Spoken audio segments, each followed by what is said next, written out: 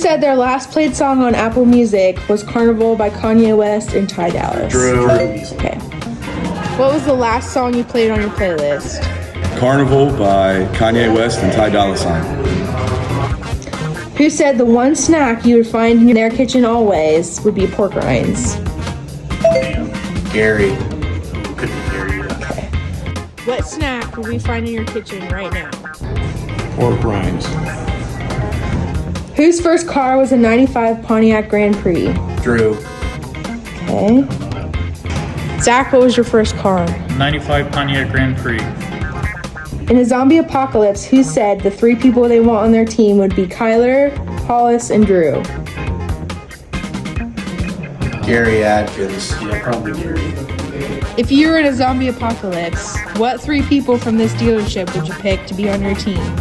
I would pick Hollis and Kyler because I'm pretty sure I can run faster than them, and I'd pick Drew because he's a survivor like myself. Who said their favorite TV show right now is NCIS? Rochelle. Yeah. What show are you currently obsessed with? NCIS.